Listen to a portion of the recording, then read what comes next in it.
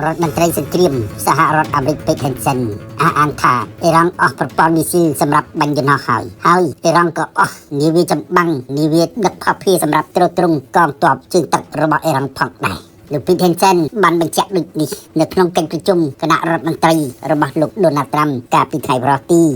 26 មីនាលោកពេក Hansen យ៉ាងណាបញ្ជាក់ថាការបិទបញ្ចប់សង្គ្រាមមិនអាចបញ្ចប់បាននៅពេលនេះភ្លាមទីយុទ្ធនាការនៃការធ្វើសង្គ្រាមរបស់សហរដ្ឋអាមេរិកនិងអ៊ីស្រាអែលគឺត្រូវធ្វើយ៉ាងណាឲ្យអ៊ីរ៉ង់អស់សមត្ថភាពនៃការប្រើប្រាស់កម្មវិធីនុយក្លេអ៊ែរនិងកម្មវិធីមីស៊ីផ្លោងបាល់លីស្ទិកប៉ុន្តែលោក Pete Hansen រដ្ឋមន្ត្រីសង្គ្រាមសហរដ្ឋអាមេរិកបញ្ជាក់ថាអ៊ីរ៉ង់អត់មានក្បាច់គ្រាប់នុយក្លេអ៊ែរនោះទេសូម្បីតែមួយគ្រាប់នេះបើតាមការស្រាវជ្រាវនិងទុកចិត្តពីរបាយការណ៍ចរកម្មរបស់មន្ទីរប៉ងទង្គនលោក Pete Hansen បញ្ជាក់ថាឥឡូវនេះនាវារបស់អ៊ីរ៉ង់ក៏អស់មេដឹកនាំគ្រប់គ្រងនាវាមានបញ្ជាការកងទ័ពនាវាក៏អស់ផងដែរពីថ្ងៃនេះទៅប្រព័ន្ធខែការពារដែនការរបស់អ៊ីរ៉ង់ក៏អស់ផងដែរគឺកងទ័ពសហរដ្ឋអាមេរិកនិងអ៊ីស្រាអែលអាចហោះយន្តហោះចម្បាំងបន្ទាបខ្លួនបានដោយសេរីនៅពីនេះប៉ុន្តែសម្រាប់លោក Pete Hansen នៅតែមើលឃើញថាអ៊ីរ៉ង់នៅតែមានកម្លាំងប្រយុទ្ធបន្តទៅមុខទៀតប៉ុន្តែក្នុងរូបភាពមួយដែលអ៊ីរ៉ង់ដល់ចំណុចតច្រកយ៉ាងណ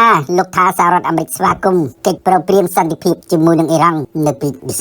ការដែរលោក Pete Hansen អះអាងថាកងយន្តហោះចម្បាំងរបស់សហរដ្ឋអាមេរិកនិងអ៊ីស្រាអែលមានសមត្ថភាពហោះបន្ទាបខ្លួនលើសមរភូមិនៃលំហអាកាសនៃប្រទេសអ៊ីរ៉ង់ក៏ស្របពេលដែរសាក់សីនៃប្រជាជនអ៊ីរ៉ង់កាលពីថ្ងៃទី26 មីនាបានអះអាងថាគេបានឃើញយន្តហោះចម្បាំងរបស់សហរដ្ឋអាមេរិកនិងអ៊ីស្រាអែលហោះបន្ទាបខ្លួនជាច្រើនគ្រឿងនៅលើលំហអាកាសនៃទីក្រុងតេហេរ៉ង់ដែលជារឿងចម្លែកបំផុតសាក់សីប្រជាជនអ៊ីរ៉ង់បានបញ្ចេញរូបភាពនៃការចាប់បានយន្តហោះសហរដ្ឋអាមេរិកនិងអ៊ីស្រាអែលហោះបន្ទាបខ្លួននៅពេលយប់នៅលំហអាកាសនៃទីក្រុងតេហេរ៉ង់ដែរពេលនោះហើយគេអាចសន្មតថាប្រព័ន្ធខែការពារដែនអាកាសរបស់អ៊ីរ៉ង់អាចនឹងអស់ដោយការអះអាងរបស់រដ្ឋមន្ត្រីសង្គ្រាមសហរដ្ឋអាមេរិក Pete Hansen អ្នកជំនាញមើលឃើញថាប្រសិនបើអ៊ីរ៉ង់អស់សមត្ថភាពនៃការប្រើប្រាស់ប្រព័ន្ធមីស៊ីលសម្រាប់បាញ់ទម្លាក់យន្តហោះកងទ័ពសហរដ្ឋអាមេរិកនិងកងទ័ពអ៊ីស្រាអែលនឹងមានសមត្ថភាពកាន់តែខ្លាំងមែនទែនងាយស្រួលក្នុងការបាញ់ប្រហារហើយចំគោលដៅកាន់តែច្រើនទៀតទៅលើទីតាំងស្តុកគ្រាប់ទីតាំងគ្រាប់មីស៊ីលទីតាំងស្តុកគ្រាប់កំភ្លើងធំបន្ទាយរកគ្រាប់បន្ទាយកំភ្លើងធំរបស់អ៊ីរ៉ង់ដែលងាយតាមបាញ់កំទេចអត់ដំសនេអ៊ីរ៉ង់មានរណបអ៊ីរ៉ង់ជាច្រើនអ្នកថែមទៀតរដ្ឋមន្ត្រីសង្គ្រាមសហរដ្ឋអាមេរិកអះអាងទៀតថាប្រតិបត្តិការ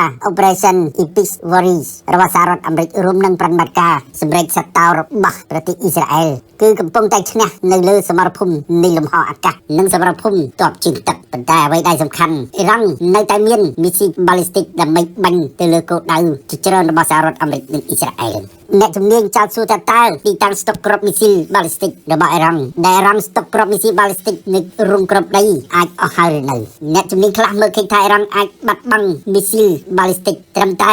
60% ទៅ 70% ប៉ុណ្ណោះដូច្នេះអ៊ីរ៉ង់នៅមានសមត្ថភាពប្រើប្រាស់នៃការបាញ់មីស៊ីបាល់លីស្ទិកដែលមានអានុភាពខ្លាំងទៅលើសត្រូវរបស់ខ្លួនប៉ុន្តែអ្នកជំនាញក៏មើលឃើញថាការដែលយន្តហោះចម្បាំងរបស់សហរដ្ឋអាមេរិកនិងអ៊ីស្រាអែលហោះបន្ទាបខ្លួនបានយ៉ាងងាយដូចនេះតំណងទីតាំងរងគ្រាប់ដីដ៏រឹងមាំរបស់អ៊ីរ៉ង់នឹងត្រូវកំទេចយ៉ាងងាយបំផុតអ្នកជំនាញនៅតែមើលឃើញថាចុងក្រោយសហរដ្ឋអាមេរិកនឹងប្រើប្រាស់យន្តហោះទម្លាក់គ្រាប់បែក B2 Spirit 352 B1B ដំណាក់កាលចុងក្រោយគឺកំទេចទីតាំងរងគ្រាប់ដីនិងមីស៊ីផ្លោងបាល់លីស្ទិកដែលនៅសេសសល់របស់អ៊ីរ៉ង់កាលពីដើមសប្តាហ៍ទី3សហរដ្ឋអាមេរិកគឺទីបញ្ជាការកណ្ដាលរបស់កងទ័ពសហរដ្ឋអាមេរិកអះអាងថាអ៊ីរ៉ង់នៅសល់មីស៊ីលបាល់លីស្ទិកនិងមីស៊ីលគ្រូសមិនដល់ 10% ទៀតនោះទេហើយអ៊ីរ៉ង់ក៏បាត់បង់ដ្រូន 95% ផងដែរនៅពីនេះជាការពិតគេសង្កេតឃើញអ៊ីរ៉ង់ចុះថយនៅការបាញ់មីស៊ីលនិងដ្រូនទៅលើប្រទេសអ៊ីស្រាអែលនិងមូលដ្ឋានទ័ពសហរដ្ឋអាមេរិកប៉ុន្តែគេទទួលស្គាល់ថាបើទោះជាអ៊ីរ៉ង់បាញ់មីស៊ីលចំនួនតិចជាងសប្តាហ៍ទី1ទី2ពិតមែនតែមីស៊ីលចុងក្រោយរបស់អ៊ីរ៉ង់ជាប្រភេទមីស៊ីកម្រិត ICBM ដែលអ៊ីរ៉ង់បាញ់ទៅលើគោលដៅណាតែងតែបានសម្រេចភាគច្រើនគឺឃើញអ៊ីរ៉ង់បាញ់ចូលប្រទេសអ៊ីស្រាអែលយ៉ាងហោចណាស់អ៊ីរ៉ង់បាញ់មីស៊ីលបាល់លីស្ទិកធ្លាក់បានមួយគ្រាប់ផងដែរក្នុងចំនួនមីស៊ីលបាល់លីស្ទិក10គ្រាប់ចំពោះដ្រូនវិញអ៊ីរ៉ង់មានសមត្ថភាពការបាញ់ដ្រូនទៅលើប្រទេសអ៊ីស្រាអែលនិងទៅលើមូលដ្ឋានទ័ពអាមេរិកនៅតំបន់មជ្ឈិមបូព៌ាក្នុងមួយថ្ងៃប្រមាណជាង50គ្រឿងប៉ុណ្ណោះគេថានៅក្នុងសប្តាហ៍ទី1នៃសង្គ្រាមនិងសប្តាហ៍ទី2នៃសង្គ្រាមអ៊ីរ៉ង់បាញ់ដ្រូនប្រមាណជា300គ្រឿងក្នុងមួយថ្ងៃជាពិសេសគឺសប្តាហ៍ទី1ហើយសប្តាហ៍ទី1នេះអ៊ីរ៉ង់បាញ់មីស៊ីលទៅលើប្រទេសអ៊ីស្រាអែលទៅលើមូលដ្ឋានទ័ពអាមេរិកនៅតំបន់មជ្ឈិមបូព៌ាមួយថ្ងៃគឺបាញ់មីស៊ីលទៅជាង100គ្រាប់ ចារកម្មរបស់អាមេរិកឲ្យដឹងថាអ៊ីរ៉ង់ធ្លាក់ចុះនៃការបាញ់មីស៊ីលមួយថ្ងៃមិនដល់20គ្រាប់នោះទេនៅពីនេះអ៊ីរ៉ង់មានគ្រាប់មីស៊ីលមុនសង្គ្រាមផ្ទុះឡើងគឺមានដល់ទៅ3000ទៅ4000គ្រាប់ប៉ុន្តែអ៊ីរ៉ង់បានប្រើប្រាស់មីស៊ីលដោយលក់ទៅឲ្យរុស្ស៊ីយ៉ាងហោចណាស់1000គ្រាប់ផងដែរគឺប្រភេទមីស៊ីលបាល់លីស្ទិកដែលរុស្ស៊ីប្រើប្រាស់មីស៊ីលបាល់លីស្ទិករបស់អ៊ីរ៉ង់នេះបាញ់ប្រហារទៅលើប្រទេសអ៊ុយក្រែនក្នុងសង្គ្រាមរបស់រុស្ស៊ីមកដល់ពេលនេះ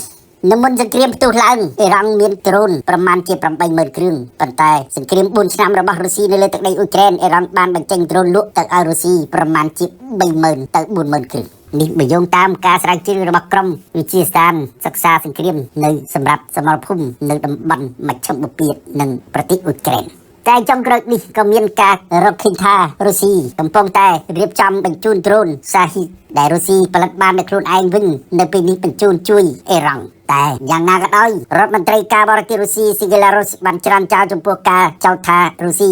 បញ្ជូនបច្ចេកទេសផ្កាយរណបព័ត៌មានចារកម្មទៅឲ្យអ៊ីរ៉ង់និងបញ្ជូនមីស៊ីលឬក៏ដ្រូនទៅអ៊ីរ៉ង់ប៉ុន្តែអ្នកជំនាញផ្នែកសង្គ្រាមនៅឃើញថានៅពេលដែរសហរដ្ឋអាមេរិកនិងអ៊ីស្រាអែលគ្រប់គ្រងបានលំហសមុទ្រតំបន់មជ្ឈិមបូព៌ាការដឹកដ្រូនដឹកមីស៊ីលតាមនាវាចូលទៅប្រទេសអ៊ីរ៉ង់គឺអត់មានសមត្ថភាពទៀតនោះទេសម្រាប់រុស្ស៊ីនិងបណ្ដាប្រទេសផ្សេងៗទៀតដែលចង់បញ្ជូនមីស៊ីលនិងដ្រូនទៅឲ្យអ៊ីរ៉ង់ដឹកតាមផ្លូវជើងទឹកលើកលែងតែរុស្ស៊ីដឹកតាមផ្លូវលំហអាកាសហើយយន្តហោះតែដឹកសម្ភារៈសត្វសម្រាប់ទ្រទ្រង់ឲ្យកងទ័ពអ៊ីរ៉ង់នោះមិនអាចចុះនៅលើមូលដ្ឋានអាកាសយានដ្ឋានអន្តរជាតិរបស់អ៊ីរ៉ង់បានទៀតនោះទេព្រោះពេលនេះជាថាអាកាសយានដ្ឋានយោធានិងអាកាសយានដ្ឋានស៊ីវិលនៃប្រទេសអ៊ីរ៉ង់ត្រូវបានកំទេចដោយកងយន្តហោះចម្បាំងសហរដ្ឋអាមេរិកនិងអ៊ីស្រាអែលអស់ទៅហើយ